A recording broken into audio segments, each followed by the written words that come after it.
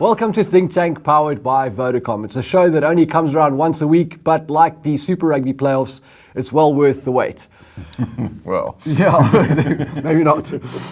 Tank, obviously results didn't go our way in the wildcard playoffs, but a cracking first round. If you're an unbiased spectator, not bad. Saturday morning was just astonishing. It was so awesome to watch. One of the better games of rugby that I've seen ever. The Chiefs and Highlanders just played their part. Aaron Smith, my word. He was amazing, eh? Oh, wow. And if Farid Dupree is regarded as up there, or used to be, this guy is far and away the best halfback in the world, perhaps the best player. Yeah. And his namesake, Ben Smith, not far off, Yeah. And then Fekito versus Sonny Paul. It just lived up to the hype. And I think the Highlanders, like you tweeted last week, I think they're in with a shot at glory. The interesting point there is that the Highlanders, I think only the Sharks have kicked more than them this year, and the Hurricanes, only the Cheetahs have made more tackles. So even those teams have stuck to percentage tactics. The Highlanders have beaten the Chiefs 3 times this year, and all 3 times they kicked more, they tackled more, they ran less, conceded more penalties. So they are playing a more expansive game than us, but they are sticking to some of the percentage tactics tenets. They do, and I had a good look at the stats this morning on the rugby app, and what they do differently is that they kick from 3 different places. So they'll have scrum half, fly half, even centre, perhaps, and fullback. Mog kicked the most out of all the Brumbies on Saturday. Whereas I think South African sides, they tend to kick from one place. It'll either be 9, but predominantly it's 10. And we have one-off runners off 9 or off 10, and we do nothing out wide. So I think while they kick and they play the percentage game, and it's clever, they just do it smartly, and they do it at the right time, and then they're also more effective in where they kick and how they contest that kick. So Tank, those kicking issues that you just mentioned there, I suppose relate to coaching and the styles of coaches and their competency and ability, and that's been an issue this year in South African rugby that's come up. Nick Mallett mentioning the dearth of quality coaches coming through. It talks to our question of the week, which comes from Safa Zimbo, and basically what he wants to know is what should SA Rugby do about the clear coaching crisis, and why hasn't it been addressed before? Yeah, and it's a problem area. We've got 4 of our unions looking for coaches. They're going to struggle. So I heard some startling news on the weekend. Actually, is that Plumtree was offered $3.5 million for the Stormers job and turned it down for a couple of reasons, but primarily also financial. And that worries me, because 2-3 years ago the top players were getting $4 million. So are coaches being paid enough? Is the first question. Yep. The second question is, I think relates to what's happening in schoolboy rugby. So we've got leaderboards, we've got games on TV, we've got 10s that are kicking for the corner, we've got driving mauls, and we are not building a skill base from school level. We're now building teams that want to win, and it's wen rugby instead of entertaining rugby. So that's an issue. It's easier to coach the pick and go from a scrum and the one-off runner off 10. And when your schoolboy coaches are fathers that have got spare time, or geography teachers, that have got some spare time, you can understand. And so I think we have an issue there at schoolboy level, is that we're not building skills from early on.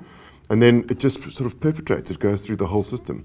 And I also think one of the issues is centralization. So the reason why we can't get contracting right is because they're not centralized like in New Zealand. And I think if we're going to look to develop coaches, and we do need to do that, it almost has to be done centrally. So Russie's centralized coaching thing shouldn't be about players only. It should be about coaches. Maybe bring in some Kiwi blood, some different blood. But then it has to pilfer out into the coaching base, which is very difficult to do if all the money, and it's going to stay provincial, and it's all going to be in pods that sit outside of SARI. So I think that's a big issue. We've got a real coaching crisis. I think he's got 100%. Right. Look, as a coach, if you've got an inside centre who's 112 kilograms and you just, is unstoppable, it's difficult not to give him the ball every time. In New Zealand, they play weight grade rugby. Shouldn't we be doing the same thing? It kind of puts coaches in a position where they have to coach? Spot on. And, nothing brought it to light more than the baby box. They are massive oaks. Those 2 locks, they're going to play for South Africa, those oaks. They are massive. Even with a retreaded Lucetta tight head, the scrum went okay. It came unstuck against a 7-man entity against the Poms. But, I kind of think we have this bully boy mentality where, we just smash them up front and then hope for the best from a fly half.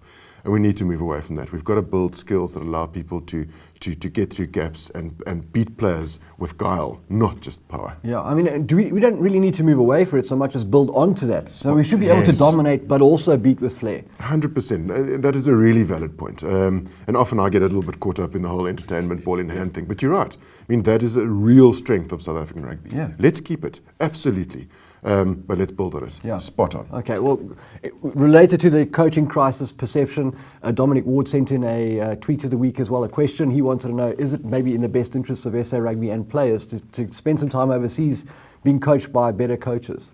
That's going to go down well. The short answer is yes. You speak to a guy like Jean de Villiers. I do a couple of Q&As in these intimate sort of evenings where you've got 100 people listening. And I spoke to him about his time in Ireland, and he couldn't be more sort of positive about it. Not only as a player, but as a person interacting with different people. Yeah. And I think that's why players like this sort of bar environment, because you come away with a different perspective. So yes, do it. The concern now is, of course, that the youngsters are going and they're going to end up playing for a different country. So, that's a worry. But if you're just going to go and spend a season or two in a different culture, listening to different coaches, building different skills, I mean, I'm all for it. Yeah. Back to Super Rugby. I've got the Highlanders to win the whole thing. Yes or no? No. I'm going Canes. Canes all the way. So Kiwis in the final. All Kiwi final. All Kiwi final, Yep. Okay.